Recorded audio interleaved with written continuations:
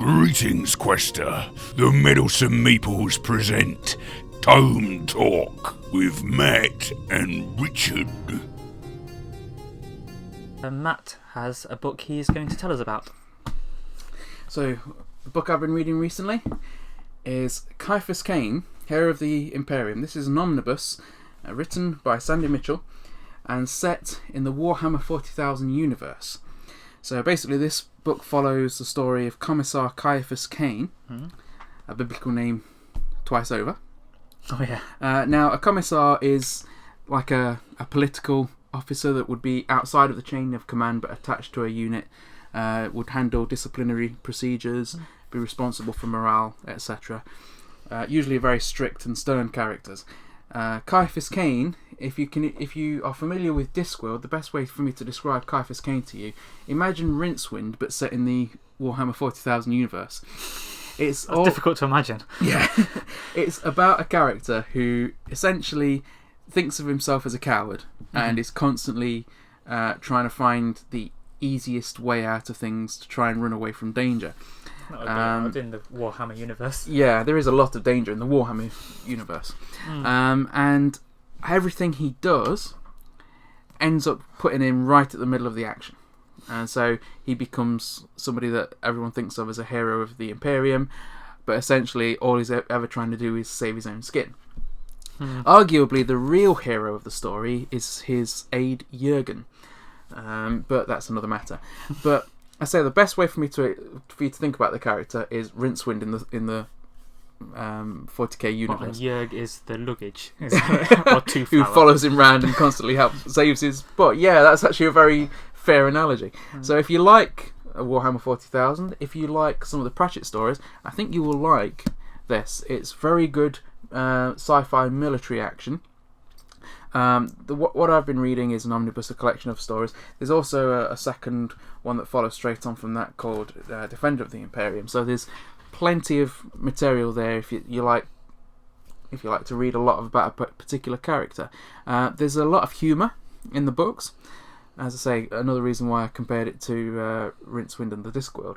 But there's also a lot of lines there that they've lifted in a comical fashion straight out of other films and franchises, things that you'll read and go, I know where they got that from. So that's the book I wanted to talk about today. I think it's something that you'd enjoy, Richard. Well, yeah, I'd like to read this when you're finished with it, because we did actually go to Warhammer World the other day, and that's the first time I've ever been there. And yeah, I really enjoyed it. I haven't actually got any Warhammer myself, but I've often known people that have got armies, and it always looks like a very interesting universe. So I think the books would be a bit more manageable than collecting and painting a lot of armies. And you can go to Warhammer World and see them there that other people have made and are fighting with. I mean, that's always pretty good. People do enjoy different things about the Warhammer universe and the Warhammer hobby. Some people, they love to take their models to a table and have a massive battle. Other people are hobbyists who love building and assembling sometimes very complex models and then painting them.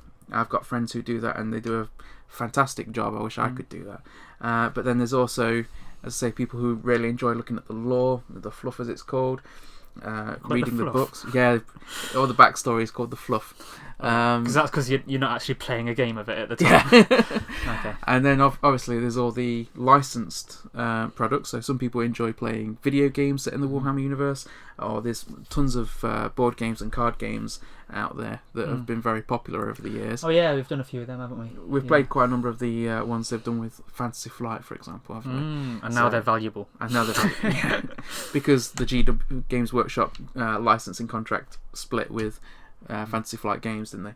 But going back to the topic of the books, I think this is one that I would recommend if you like military sci-fi, or if you like a bit of humour in your books, if you like if you enjoy reading about Rincewind. Take a look at Caiaphas Cain. Okay. Thank you. Tell us what you think in the comment section below. Farewell, Quester. To find out about other productions by the Meddlesome Meeples, then check out our channel or rendezvous with us at meddlesomemeeples.com.